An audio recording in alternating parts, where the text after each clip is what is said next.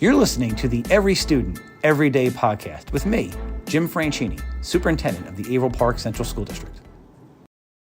So welcome to this episode of the Every Student, Every Day podcast. Down at Algonquin, we have a really wonderful program called Cares.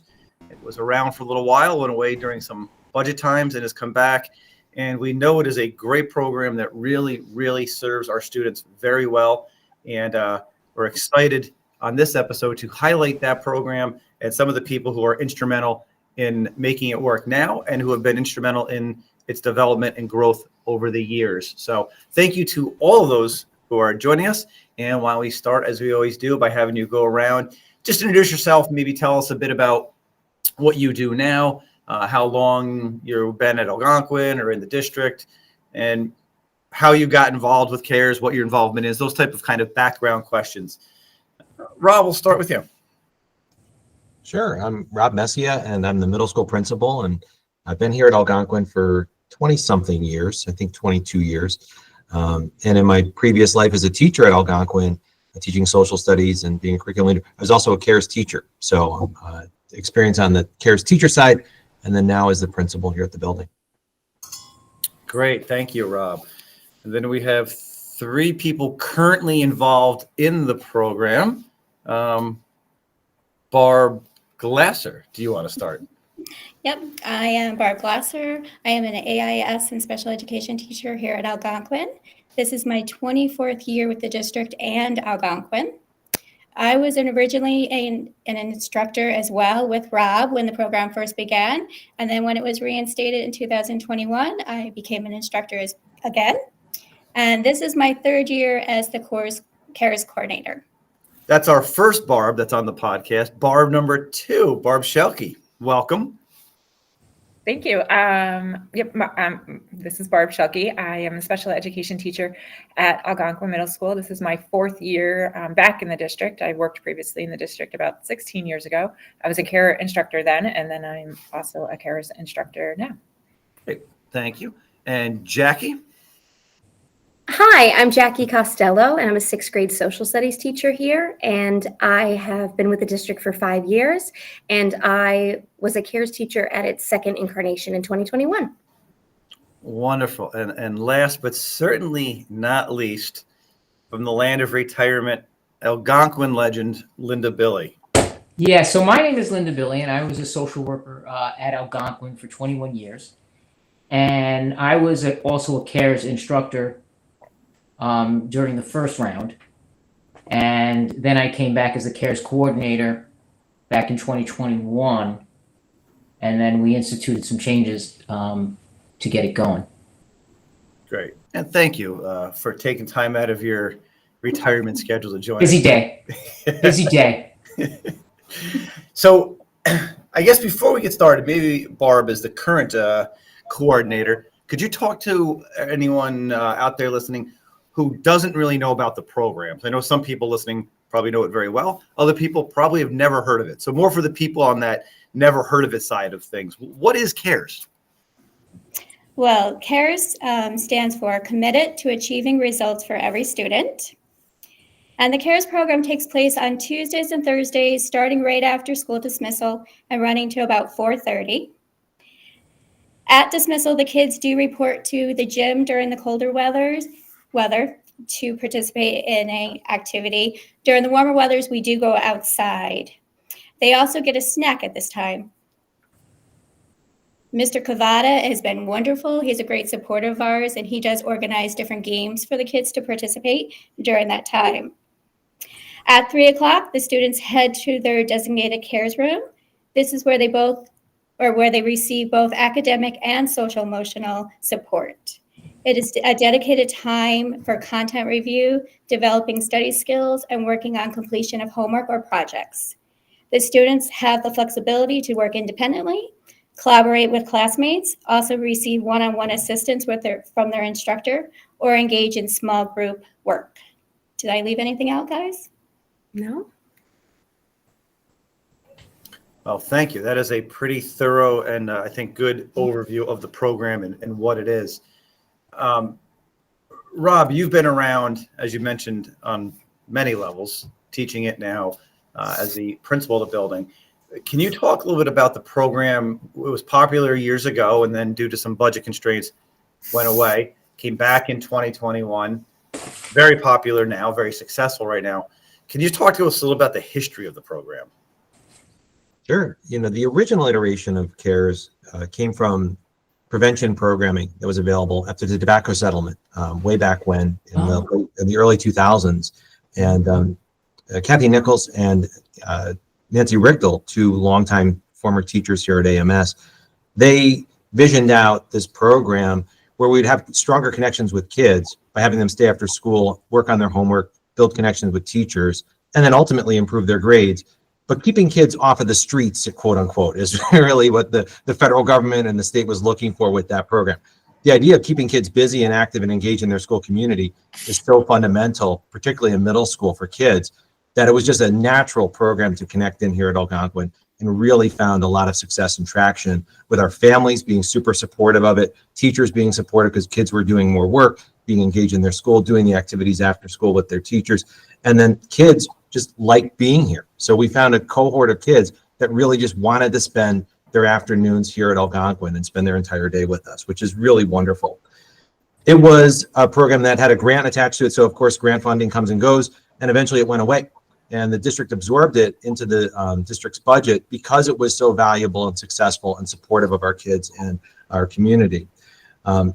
As the budget got tighter in the after the financial crisis of 2008, spilled over into the schools, of course, that was a budget crunch, and we lost the program here, and it went away for about 10 years.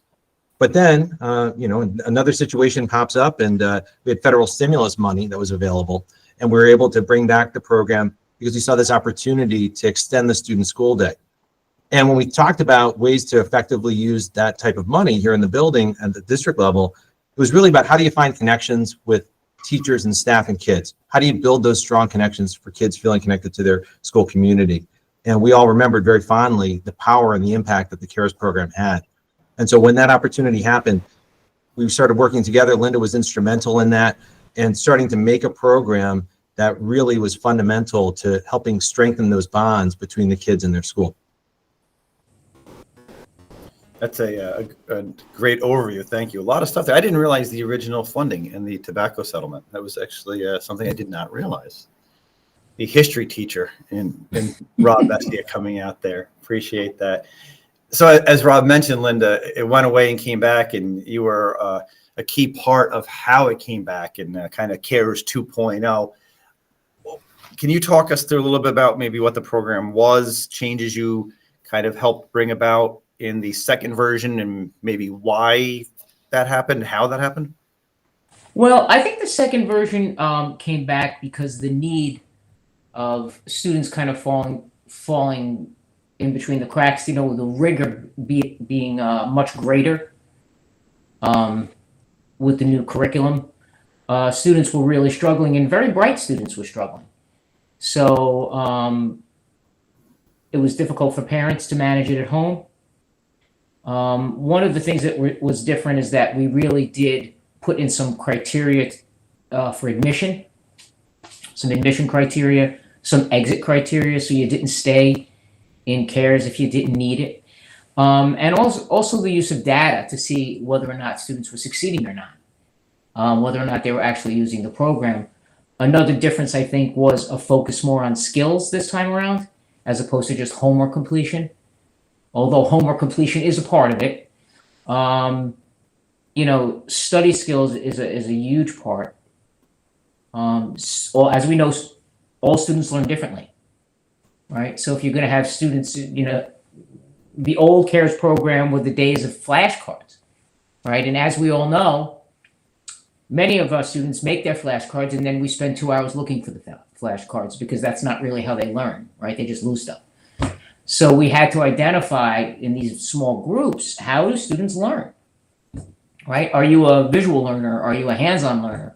So a lot of stuff that we do in special education, in terms of, I'm not sure what the word is I'm looking for, individualizing specific techniques for each specific student. You can't really do that in a class throughout the course of the day. I know we try. That's called differentiation. Got it. been away a bit. Of course, all the good teachers try and differentiate, but in a class of 20-something students, that's just a little bit harder. So I think that's what we did. I think that was the difference: the use of data and really the focus on skill building for each particular student, and of course the social emotional component, which I think Barb could speak to. Yeah, I think that's interesting, and kind of a modernizing of the program, right? Taking the original need and building upon it with the context of what was going on in education around us as things are changing, curriculum, the rigor, the data, all those pieces. For our teachers on the podcast, Jackie and Barb, involved in the program intimately, what makes a great CARES teacher? Is there something you feel like you kind of look for or bring or try to take out of your CARES portion of your day that might be a little bit different? I think one of the main characteristics of a good CARES teacher would be flexibility. I think, a lot of these students that we have after school, not necessarily the students that we see during the day. Our different grade levels are broken up into teams, and we typically teachers are matched to kids on their team, but like I work in all three grades, and I might be on a team that with students that I don't typically see each day. So it's just getting to know your students and really taking the time to understanding, as Linda was saying, how they learn, where their struggles are, prioritizing their work to make sure that we're doing the most difficult work after school so that the easier stuff they could maybe do at home or at a different time. And just really understanding each day these kids come into our rooms with different things on their plate, not just academics, but the social emotional piece. And just meeting each kid where they are each day and be able to read them and understand what they need. And sometimes they might need a little more recess time or a little more one-on-one time, or they might need to work in a small group, or just being able to be flexible, read our kids, understand what they need each day, and just kind of fine-tuning the instruction for that day based on that. Jackie, what are your thoughts on that one? I agree with what Barb said. I also think you have to be focused and fun. It sounds bananas to say that middle school kids love staying after 2 times a week, 2 hours after dismissal, but our kids love CARES. They constantly ask if it's on, they're disappointed if there's a change in schedule. And that's due in part, I think, the anxiety relief of knowing you have a dedicated, quiet workspace where your peers or your teachers are able to help you. But I also think it's because we are building a small community together. They're getting independence and self-confidence to help their peers because we're not in every single class and we don't know all of the assignments. So if they feel confident, they can help one another. But if they're also struggling, they know that we're there to help them. And sometimes bribing them with stickers also helps. I think those are great answers. Linda, what about from your perspective as I would say a little bit different as a social worker, but someone who's been involved in multiple areas of the program? I would also say a really important characteristic of a good CARES teacher is someone who kind of steps out of their comfort zone a little bit. So if you're a social studies teacher, we can't just get our social studies done, right? You may have to, heaven forbid, dip into the math pool and figure out how to do it. And if you can't do it, a good CARES teacher will ask the math teacher to come on down, right? And that happens all the time. Or you'll send, the math teachers after school, and you'll send the kid on over to the math teacher. It can't be just what's in your comfort zone. And also, a really good CARES teacher does spend a lot of time on writing skills, I think, because that's also a skill that kids struggle with. No matter how bright, writing skills are a task once they jump up a level. So that's just my 2 cents. Can I add too? I think one of the important parts is the advocacy piece for these students. A lot of times they are not the students that feel comfortable asking for help in a large group setting. So having this small, as Jackie was saying, this small community built within your room, it gives these students a person that they can feel comfortable to go to even during the day and pop in and be like, hey, can you help me with this? Or can we do it after school? Or can you maybe help me talk to my teacher about this assignment? Or whatever the case may be. But I think it gives them one more trusted adult in the building that they can feel comfortable with, that they might not feel comfortable in the larger group setting. And sometimes it really does have to do with the student's anxiety, right? They don't present maybe as anxious. I remember one student, super smart guy, and he, I think he just struggled with the increased caseload, and he was just overcome with anxiety, right? So he was paralyzed by it. But once he entered CARES, every day he touched base. Every day he'd stop by and say, "Do we have CARES today?" And when I said yes, you could see he was relieved. So I think it's the social emotional component is big, because we're asking a lot of these, especially the sixth graders. We're asking a lot of them. It's a big jump. It's very interesting, and I think epitomizes the Algonquin way of relationships, collaboration, connecting with kids, meeting them where they're at, all those things that are talked about literally on a daily basis at Algonquin for 50 plus years. The program really does a good job of summarizing and encapsulating all of that in one program after school. Barb, from your end, can you talk to us a little bit about the logistics of the program? Like, how many students are we talking about, and do you cap it, and how do you select students? I know we mentioned criteria and stuff. Like, kind of talk a little bit through how that works. Well, currently we have 39 students enrolled in the program. There are 11 sixth graders, 14 seventh graders, and 13 eighth graders. We can have up to 48 students. Normally we look at 8 per team. The CARES program is designed, though, to be a fluent program, just like I think Linda said. It's to move kids in and out of the program. Throughout the year, we look at the different needs in different ways. A child can be recommended by a teacher, could be recommended by a counselor, could be recommended by the team. We also look at the halfway points every quarter to see how the kids are doing grade-wise, and we might pull some kids from that. We also look at, in January and then again at the end of the year at our RTI meetings, we discuss the kids that are currently in CARES, how they're doing, are they ready to be moved out? Are there any other students that we feel need the program that would benefit from the program? And then at times, because our CARES students, like they all said, really enjoy the CARES program, I will have kids coming to me and asking me if they can join CARES, which is great because the other kids are out there, they're talking about it, they enjoy it. And at times we also do have parents that call us and ask us about the CARES program and if their kids would benefit from it as well. When we do get these recommendations, though, I always bring it to the team of teachers. We discuss it, we discuss how it will benefit them, and then we move on from there. And the counselors do a great part as well. They do contact the parents and they will talk to the parents about the program. That's great. Thank you very much for sharing that. And you kind of talked about in there how a parent, if someone's listening and they have a middle school child, or maybe they have a kid in the elementary world who soon will be a middle school child, what's the best way for them to then kind of inquire, literally just talk to their child's teacher, their child's counselor? What would be the best way if they think their kid might kind of benefit? Contact the counselor, contact the counseling center. That would be the best way to go about it. And then normally what they would do is they would bring the concern to me. And again, I would go to the team of teachers and discuss it. Thank you. So kind of a wrap-up question for the group.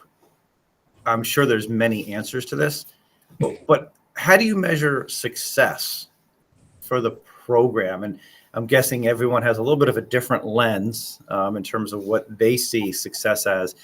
But what do you individually view as a marker or a metric or a measurement of just success, a program that's running well at Algonquin? Rob, why don't you start off for us? How do you view success of the CARES program?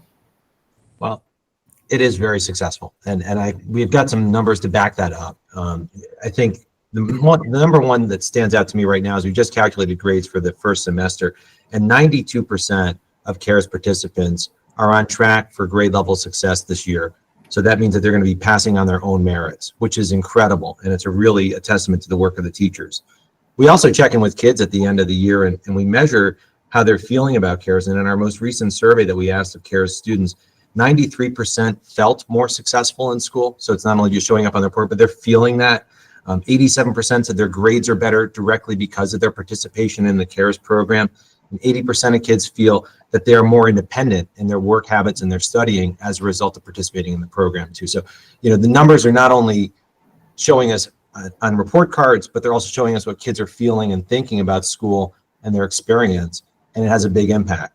But I think the positive in my mind is when you hear the hallways abuzz in the afternoon, when you see kids come down at the end of the CARES program and they're smiling and they're laughing, they're having a great time with their friends, they're enjoying the time doing homework and working with teachers, getting things done and feeling more successful about their school experience. That's what it's all about. And in these middle school years, when kids are making decisions about their future and starting to think about who they are as a person, more independently, we want them to feel those kind of positive experiences in the building and be ready for their successful futures. A great answer. Thank you. Linda Bille, success of CARES. Well, I would agree with everything that Rob said. Those are the hard numbers. And we weren't doing that the first time around, I don't believe, right? We weren't really collecting a lot of data. I also feel like a lot of students struggle not because of their ability to learn, but because of their organizational skills, impediments. And I feel like the success of this program is when you see a student who struggled so much and then say midway through or halfway through the first year, they're not struggling anymore. They know exactly what they need to do. They go into the class, they sit down, they take out the hardest work for them because that's really what you want them to do. You're a good math student, don't do math here, right? Let's take out that essay, right? And it takes a while to get them there. And I think a successful CARE student will start doing that on their own, that independence piece. Again, this is very anecdotal, but that's my, Yeah, no, that's absolutely makes sense. Jackie, what about you? How do you see success at the program or in the program? Absolutely. Just to echo what Linda had said, we're seeing now in February that shift of them being able to take out an assignment, work on it for 10 minutes and go, actually, this one's too hard. I'm going to take a break. I'm going to shift to something else that is also hard, but I feel more confident in it. And that was something that I was doing more for them in September. I would check in and say, this has been a little too long. Let's take a break. Let's move on and try something else. Or, me asking them how to help. And they would be like, no, I'm fine. I've got it. But now they have way more independence. They do have better study skills. They do have less work overall to do. And quarter 2 is harder work, right? So moving into harder work in quarter 3, seeing them have less assignments to do, but also being able to identify individually what they're successful at and what they do need more help with, and having that self-efficacy to say like, nope, I'm taking too long in this. That's not using my time wisely. I need to move on. Fantastic. Or Glasser, coordinator Glasser. How do you view success in the program? For me, I think it's the students. Just seeing how they've grown from September when we started this year till now, just seeing them smile and feel more confident in themselves. Our attendance rate is like at 90%. They want to be here. They enjoy it. They walk into rec excited to start their afternoon with us. And when we do have to cancel or if something happens, they are disappointed when they're not going to be here. So I think that's the biggest part. And also that parents really do support us as well. And that does show in our attendance with the kids staying.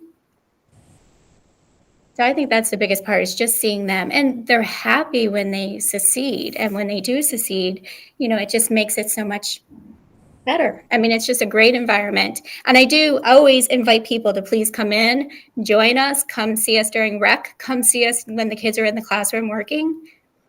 See it for yourself. It's a great program. And I would say that the parents really are very grateful. I had a lot of contact with parents when I was doing Barb's job, and parents that ordinarily would not be that involved, or just very, very busy. 5, 6 kids, they're busy. They don't necessarily have spare time to chat.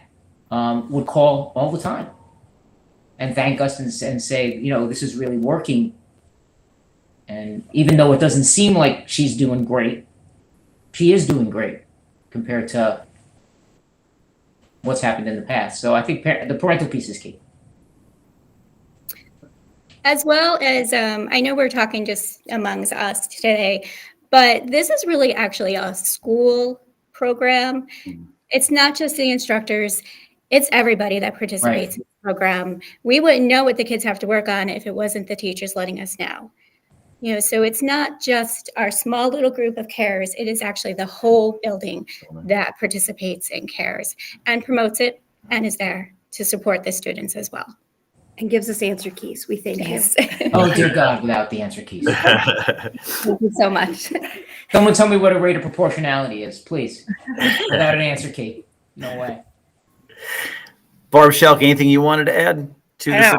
I pretty much covered it all. That's just to piggyback a little bit. It's really just seeing the kids show up every day. I mean, these are kids that, maybe academically struggle a little bit, and the day-to-day in the normal hours of school are difficult, and they want to be here. I mean, I have kids walking and going, I have to work on this. I need to get this done. And just to see their enthusiasm or excitement, or even a little anxious because it matters to them to want to get it done, is just a wonderful thing. And again, these are kids that maybe during the day their heads are down and they're a little more quiet, and they just move through the day, and after school it's just like this new light comes about them. So yeah, definitely a successful program. And as soon as I came back into the district, that was the one thing I was asking, is it still here? I want to be a part of it. So I also think another part of the social emotional part of it is that we are combining 6th, 7th, and 8th grade students during that recreation time, and seeing their interaction with each other, and seeing how, some of the older kids in 8th grade are actually taking on some of the 6th graders. That's a big part of it too. And I think that support between them and having somebody that, they see them in the hallway throughout the day and they're like, oh, well, they're in CARES with me. They helped me with this, or they helped me with that. I think that's also a positive for our district and for our school as well. It's really cool. And from the district point of view, I think there's a lot of things that we talk about that feel good, but there's not necessarily data to back that up. You look at this program and it's truly got it feels good, it feels right. But then when you layer on top of that the data that was referenced, the attendance rate and the students' own feelings about how things are in the program, and then their anecdotal stories of, hey, can I join? And they're bummed out when it's canceled or rescheduled. That's just such a great meshing of how we think it's working, and then how it actually has data to back up that no, it is. And then the fact that you're able to bring it back in a way to make these constant improvements. It's a great program. Thank you to all of you for your role or roles, past tense, in making it successful and such an integral part of the program. I know when we brought it back, it was a fairly easy sell to the board as the superintendent when we had the stimulus money, because we were looking for ways to spend that, and this met all the criteria of what we were looking for. Much harder to sell when it went out of when the federal stimulus money went away, and we are in budget cutting mode here. We're going through budget discussions now. We're going to be in our 3rd year of having to really reduce. But a program like this is a program that the board felt very strongly about needed to stay and become part of our general fund. So even at a time when we are, looking to reduce where we can in every area that we can, this program rose to a level that's pretty hard to get to, of saying, hey, we don't have the money anymore because the stimulus money is going away, but we can't afford not to do it. And to take that on as a general fund expense and keep making sure that we're funding it, I think something like that, listening to these stories, just really validates that decision that the board made to say, this program is well worth the money that we're spending and what it's doing, not just for these individual kids, but then the culture and the community, which has ripple effects as well. So thank you to all of you for making it such a success, and for joining us and spending a few moments here today on the podcast. Thanks for tuning in. Be sure to subscribe to our podcast on Apple Podcasts, Spotify, or wherever you listen. See you next time on Every Student, Every Day.